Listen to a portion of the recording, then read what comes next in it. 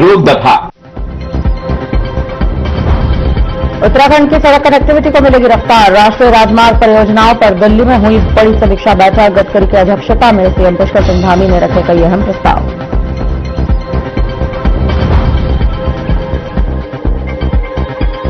चारधाम यात्रा को सुगम और सुरक्षित बनाने की तैयारी। तीर्थ यात्रियों की बेहतर सुविधाओं को लेकर राज्य सरकार का मंथन तेज। कैबिनेट मंत्री सौरभ बहुगुणा बोले, धामी को केयरिंग कैपेसिटी का आकलन बेहद जरूरी।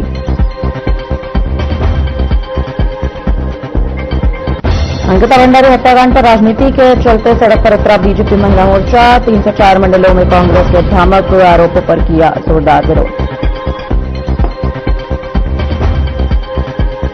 कोटद्वार में गढ़वाल कप फुटबॉल प्रतियोगिता का भव्य आगाज। 71वें संस्करण का विधानसभा अध्यक्ष ऋतु खंडूड़ी ने किया उद्घाटन। 11 जनवरी तक देश विदेश के नामचीन खिलाड़ी दिखाएंगे दम।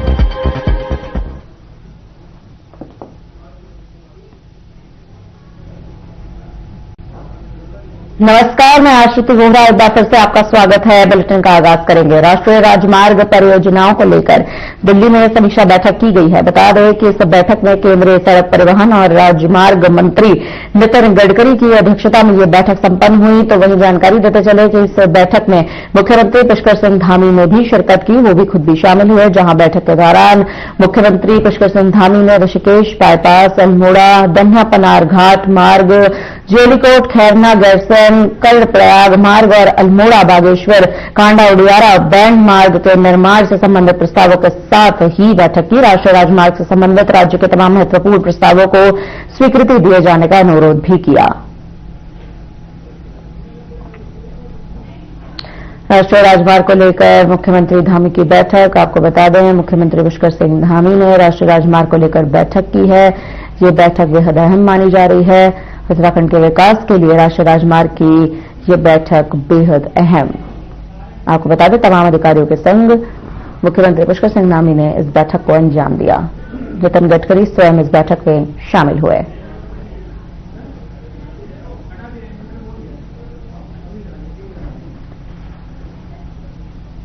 तमाम हाईवेज के कंस्ट्रक्शन के लिए मुख्यमंत्री पुष्कर सिंह धामी ने नितिन गडकरी के संग इस बैठक को अंजाम दिया है।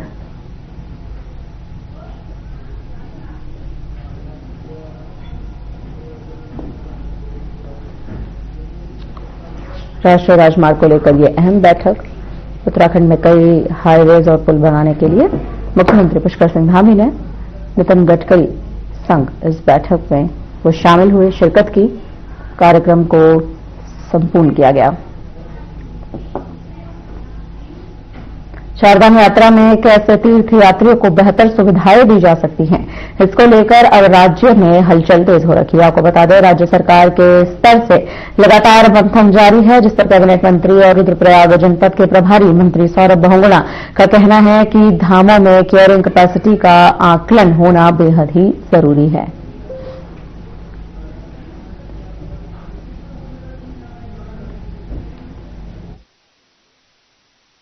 उसका डिटेल रूप में उसकी कहीं ना कहीं जांच भी होनी चाहिए, क्योंकि देखिए पर्वतीय क्षेत्र है, आपको मालूम है कि आपदाग्रस्त भी रहता है। बहुत टाइम ऐसा हुआ, पिछले साल भी जून में वहां पर बहुत बड़ी एक आपदा आई थी। 12,000 से ज्यादा श्रद्धालुओं को वहां पे हम लोगों ने रेस्क्यू किया था। तो हम कोई भी ऐसी व्यवस्था नहीं चाहते जिसमें कि मैंने आपको बोला कि हमारी पहली प्राथमिकता जनहानि ना हो, हमारे वहां पे जो पशु हैं, जानवर हैं, उनके ऊपर कोई विपदा ना आए, इंसानों के ऊपर कोई विपदा ना आए, ये प्राथमिकता है। और हर तीर्थ स्थल की कैरिंग कैपेसिटी की जांच होनी चाहिए, और जो जितनी कैरिंग कैपेसिटी को प्रशासन भी सही तरीके से दर्शन कराने में सफल हो सके, उतनी वहां पर।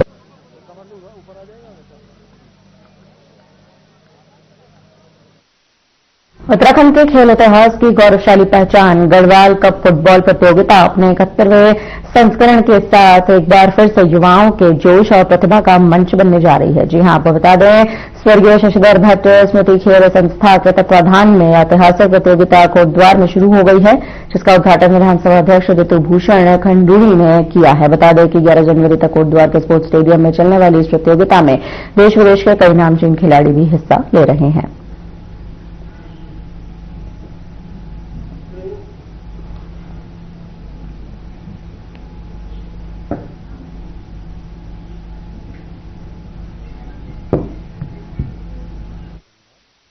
ये जो टूर्नामेंट है ये इसको 71वां वर्ष होने वाले हैं और पहले इसको गढ़वाल कप के नाम से जाना जाता था। उसके बाद उनके स्वर्गवासी होने के बाद श्रीधर के स्वर्गवासी होने के बाद हमने उनको समर्पित कर दिया, क्योंकि ये ग्राउंड भी और ये टूर्नामेंट भी सब उनको समर्पित है।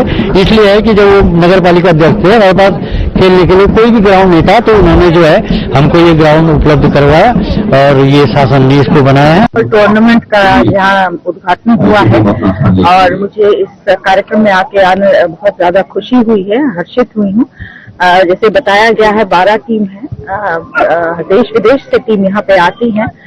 एक ये अच्छा टूर्नामेंट है जहाँ हम बच्चों को एक प्लेटफॉर्म देते हैं अच्छा अपना खेल दिखाने का। साथ ही साथ कोटद्वार के लिए ये बहुत गौरव की बात है कि इतना बड़ा टूर्नामेंट कोटद्वार में हो रहा है।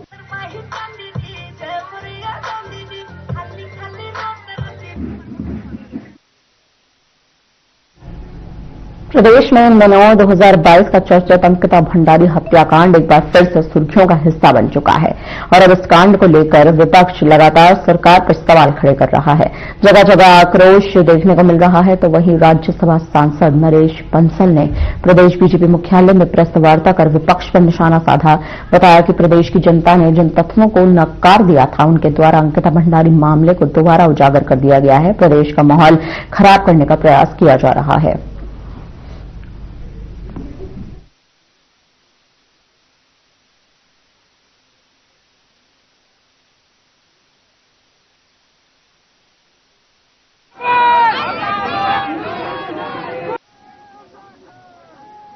आप सबको मालूम है कि काफी समय से प्रदेश का शांतिपूर्ण माहौल खराब करने का प्रयास उन तत्वों के द्वारा किया जा रहा है जिनको राजनीतिक रूप से जनता पूरी तरह से नकार चुकी है।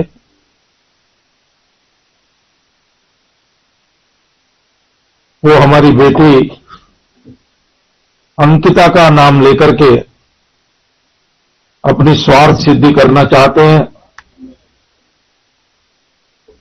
मैं समझता हूं कि आज बेटी अंकिता की आत्मा भी इनको श्राप दे रही होगी कि किस प्रकार से उसका नाम लेकर के ये अपनी राजनीति सिद्ध करने की कोशिश कर रहे हैं। कुंभ क्षेत्र को गैर हिंदुओं के लिए वर्जित किए जाने की तीर्थ पुरोहितों की मांग पर त्रिवेंद्र सिंह रावत ने कई बड़े सवाल खड़े कर दिए हैं, तो संतों ने उसका स्वागत भी किया। हरिद्वार लोकसभा सीट से सांसद त्रिवेंद्र सिंह रावत ने इसे जल्दबाजी में दिए जाने वाला एक फैसला बताया। त्रिवेंद्र सिंह रावत का कहना है कि कुंभ क्षेत्र कहां तक है, पहले इस बात पर डिसीजन हो जाना चाहिए। उन्होंने कहा कि कुंभ क्षेत्र की बात है तो इस पर अभी कुछ भी कहा जाना जल्दबाजी होगा, क्योंकि कुंभ क्षेत्र रुड़की, मंगलौर, भद्राबाद, श्यामपुर तक है। ऐसे में गैर हिंदुओं के लिए क्या क्या व्यवस्थाएं होंगी, क्या उनको विस्थापित किया जाएगा या नहीं, उन्होंने इस फैसले में फिलहाल जल्दबाजी नहीं करने के लिए भी कहा। उन्होंने कहा इस पर चिंता मंथन करना जरूरी है, अध्ययन करना बेहद जरूरी है।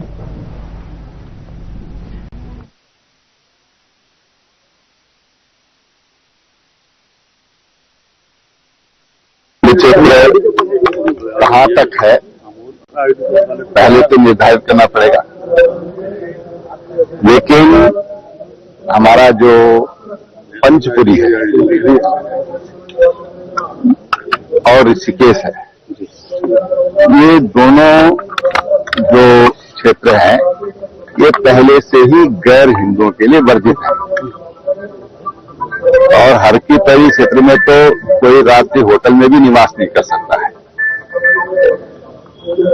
अब कुंभ क्षेत्र की बात है, आपका क्वेश्चन सही है या गलत है मुझे मालूम नहीं। दे रहे हैं वो भी बहुत अजीब सी बात है। दे रहे हैं वो भी बहुत अजीब सी बात है।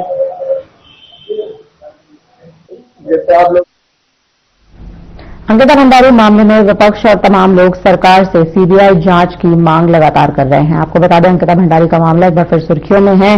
सीबीआई जांच की मांग उठ रही है, तो वहीं कैबिनेट मंत्री गणेश जोशी का कहना है कि सरकार किसी भी जांच से नहीं भाग रही है। एसआईटी पहले ही अपनी जांच पूरी कर चुकी है। अगर नए सबूत मिलते हैं जिनसे सीबीआई जांच की जरूरत पड़ेगी तो फिर सीबीआई जांच भी करवाई जाएगी।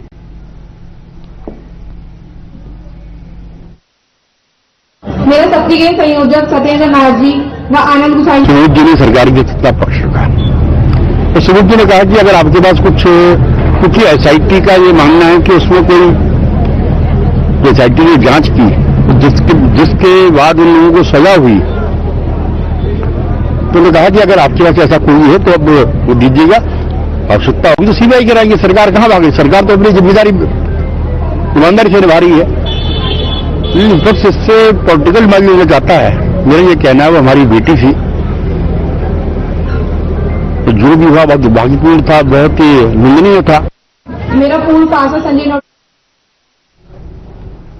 ऋषिकेश एम्स के निकट गली नंबर 29 शिवाजी नगर में 1 बीघा वन भूमि पर फिर से कब्जा हो चुका है। आपको बता दें, यहां कब्जा करके भूमि पर टीन सेट बनाया गया, पास में ही जेसीबी भी चलाई जा रही है। बताते चले कि यहां दंडाहाड़े वन विभाग की नाक के नीचे हो रहे इस कब्जे को लेकर क्षेत्र में कई तरह की चर्चा का बाजार गर्म है। बताते चले कि यह हाल तब है जब वन विभाग सुप्रीम कोर्ट के आदेश पर खाली पड़ी भूमियों को चिन्हित कर सर्वे की रिपोर्ट कोर्ट में सौंप चुका है। तो वहीं इस मामले में रेंजर जेएस धावंदा ने बताया कि कब्जे की सूचना मिली थी। इस भूमि को कुछ दिन पहले ही सुप्रीम कोर्ट के आदेश पर चिन्हित करने पाई भी कर जा चुकी है। जिसने भी भूमि पर कब्जा करने की कोशिश की होगी उसके खिलाफ सख्त कार्रवाई की जाएगी।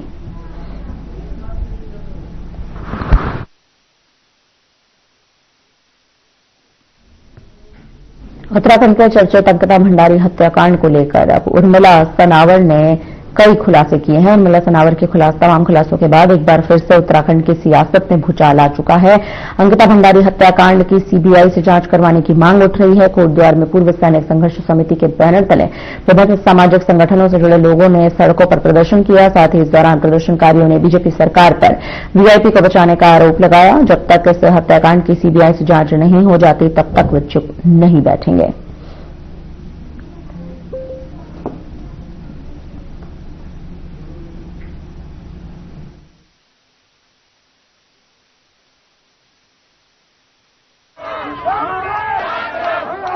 रहे हैं कि 3 साल से हम लोग सड़कों पे हैं और उत्तराखंड की बेटी और हम सब की बेटी अंकिता भंडारी के लिए हम न्याय की गुहार कर रहे हैं। लेकिन सरकार के काम में बिल्कुल भी झूम नहीं रंग रही है। वो कुंभकर्ण या नींद में सो रखी है और अपनी चुप्पी तोड़ने को तैयार नहीं है। हमारे जो उत्तराखंड की बेटियां हैं, चाहे आप ये बताइए, केस तो कागज की तरह साफ था एकदम।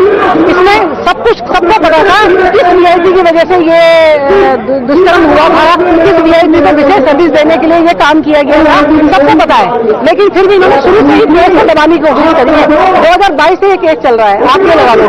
अगर 2022 से अब इतने साल है, 26 साल है, अभी तक इस बेटी को न्याय नहीं मिला है। अगर ये चाहते तो शुरू में ही न्याय दे सकते थे, लेकिन उन्होंने 16 साल से दबाने की कोशिश करी है। आप देखो ना, शुरू से पहले इन्होंने भी जानने का समय आ चुका है।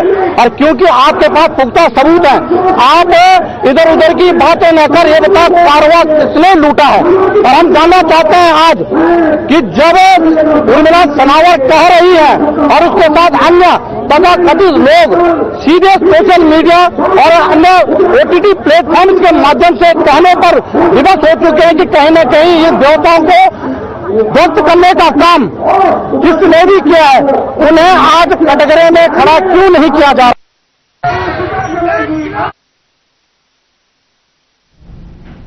हल्द्वानी के प्राइवेट चंदन हॉस्पिटल का मानवीय चेहरा सामने आ गया है। जी हां, जानकारी के मुताबिक इस अस्पताल ने अल्मोड़ा के एक मरीज के 2 घंटे इमरजेंसी इलाज किया, जिसका 80,000 बिल बनाया गया, लेकिन इलाज के बाद पेशेंट की मौत हो गई।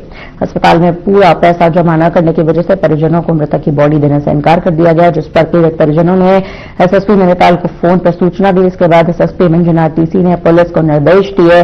अस्पताल प्रशासन के खिलाफ सख्ती दिखाई गई। इसके बाद अस्पताल में परिजनों ने बॉडी परिजनों को सौंप दी गई।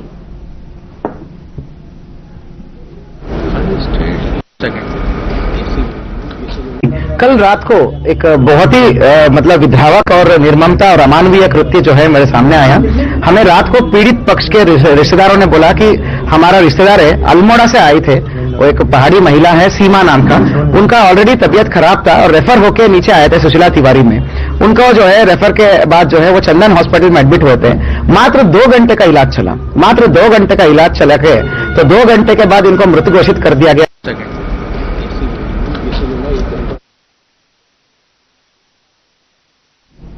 प्रदेश में मुख्यमंत्री धामी के निर्देशानुसार जन जन की सरकार, जन जन के द्वार अभियान चलाया जा रहा है। सरकार का दावा है कि अब तक 216 शिविरों में 1.44 लाख से अधिक लोगों को सीधा लाभ और 18,360 शिकायतों में 13,068 का निस्तारण कर दिया गया है। तो दूसरी ओर प्रदेश कांग्रेस इस अभियान को बीजेपी का महज आगामी चुनावों के लिए टारगेट सेट करने का चुनाव कह रही है। वहीं कांग्रेस पार्टी पर पलटवार करते हुए बीजेपी प्रदेश महामंत्री कुंदन परिहार का कहना है कि मुख्यमंत्री धामी के नेतृत्व में चल रही सरकार के ऐसे ऐतिहासिक निर्णयों से कांग्रेस बौखलाई हुई है। साथ ही उन्होंने बताया कि इस अभियान के तहत प्रदेश के अनेकों लोगों को लाभ भी मिल रहा है, जिसको देखकर कांग्रेस हताश है।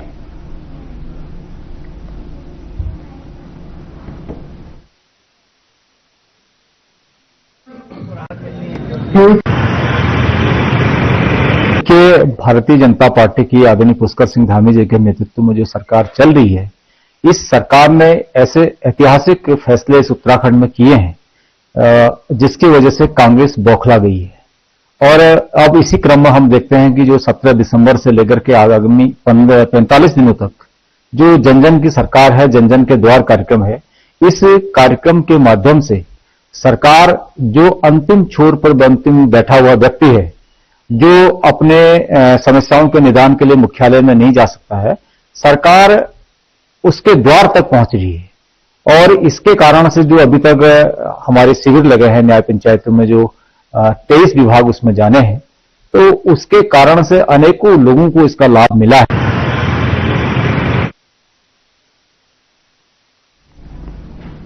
देहरादून नगर निगम द्वारा मृत मुर्गियों को ले जा रहे वाहन का चालान काटा गया, जिस पर और जानकारी देते हुए नगर स्वास्थ्य अधिकारी अविनाश खन्ना ने साफ तौर पर बताया कि सुबह जब वे राउंड पर थे तो एक ट्रक की चेकिंग की गई, जिसमें पाया गया कि उक्त वाहन में जिंदा मुर्गियों के साथ करीब 65 मृत मुर्गियों को सप्लाई किया जा रहा था। पूछताछ करने पर वाहन स्वामी कोई ठोस जवाब नहीं दे पाया, जिनके बाद वाहन का चालान चूना भट्टा पर कर दिया गया।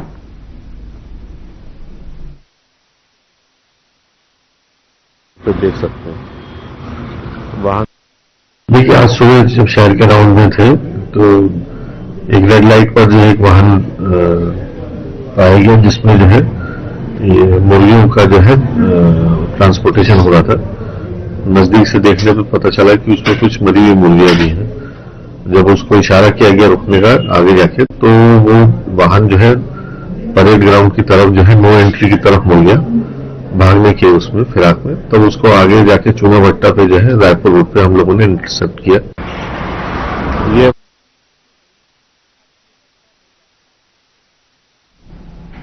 हल्द्वानी में हुई एक ताजा और सनसनीखेज वारदात ने पूरे शहर को हिलाकर रख दिया है। जी हां, आपको बता दें, हल्द्वानी में भारतीय जनता पार्टी के पार्षद अमित विष्ट ने अपने घर के बाहर 22 वर्षीय युवक नितिन लोहनी को गोली मारकर उसकी हत्या कर दी। इस घटना के बाद इलाके में दहशत बन चुकी है। मामला अब राजनीतिक रंग भी लेता नजर आ रहा है। इस घटना को लेकर हल्द्वानी से कांग्रेस विधायक सुमित हृदयेश ने गहरा दुख व्यक्त किया। उन्होंने मृतक के परिजनों के प्रति संवेदना जताते हुए कहा कि यह घटना बेहद दुर्भाग्यपूर्ण और निंदनीय है। साथ ही उन्होंने भारतीय जनता पार्टी पर भी निशाना साधा। कहा कि प्रदेश में कानून व्यवस्था पूरी तरह से चरमरा चुकी है।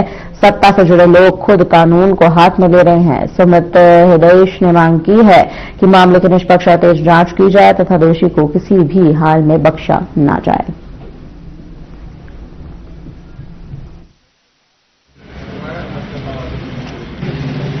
तो हम देख रहे हैं, लगातार ही देख रहे हैं, चाहे जो सबसे बड़ा विषय इस समय पूरे उत्तराखंड में जिसने पूरा घेर रखा है, हम कह सकते हैं लोगों की संवेदनाएं, जिसमें अंकिता भंडारी हत्याकांड से लेकर अगर हम कल रात तक की बात करें, जिला पंचायत चुनाव की बात करें, हिंसा ही हिंसा देखने को मिल रही है और ऐसी खुली हिंसा देखने को मिल रही है। अब बताइए, पुरोहित जी हैं, घरों में पूजा पाठ करते हैं, उनके बच्चे का क्या दोष था? 22 साल का वो बच्चा दिल्ली में जो अच्छा खासा जॉब कर रहा था, हंसता खिलता परिवार, उस पर किसकी बुरी नजर लग गई? मैं तो वहां गया, उनके पिताजी जो पुरोहित जी, उनकी माता जी, उनके भाइयों की हालत देखकर, उनके परिवारजनों की हालत देखकर खुद आंसू निकल रहे थे। तो ये बहुत दुख का विषय है कि ऐसी हिंसा यहां पे हो रही है और अवश्य लोगों को समझना पड़ेगा कि ऐसे जो हिंसा को अंजाम देते हैं ऐसे लोग को संरक्षण आखिरकार क्यों मिल रहा है, संरक्षण क्यों मिल रहा है? हिंसात्मक कार्रवाई करने वालों को या हिंसा के प्रति जिनका रुझान है, ऐसे लोगों को उत्तराखंड की राजनीति में विशेषतः मैं कह सकता हूं क्यों बढ़ावा मिल रहा है? तो आप आदरणीय भगत जी की बात कर रहे हैं, उसमें सबको ही पता है, तो जग जाहिर बात है। भगत जी ठीक है, आपके मंडल उपाध्यक्ष हैं भारतीय जनता पार्टी के, आपके पार्षद हैं, आप धरने पर बैठे, आप ले गए, लेकिन इससे हमें प्रश्न चिन्ह ये भी पूछना पड़ेगा, क्या इसके बाद हौसले बढ़े?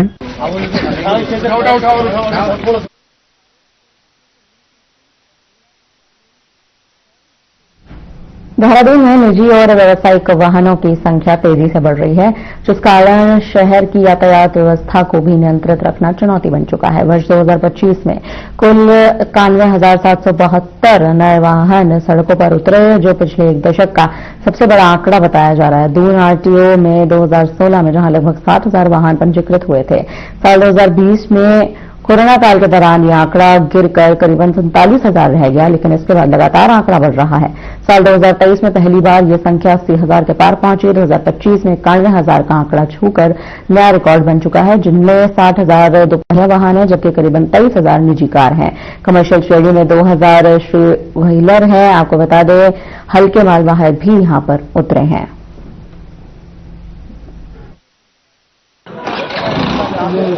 2025 के वर्ष की अगर हम रजिस्ट्रेशन की बात करते हैं तो हमारे पास लगभग 91,780 गाड़ियां जो है हमारी रजिस्टर्ड हुई हैं। इसमें 2 व्हीलर और 4 व्हीलर सब मिला के हैं।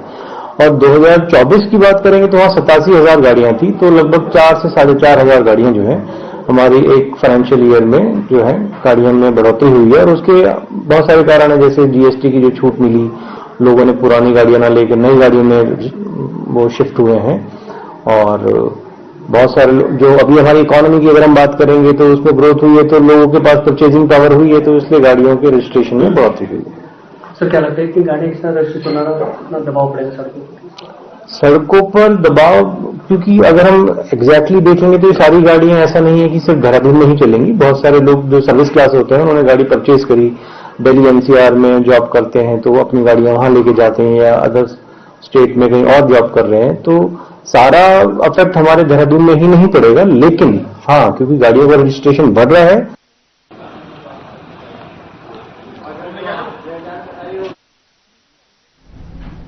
फिलहाल के लिए इस बुलेटिन में इतना ही। मुझे दीजिए इजाजत। नमस्कार।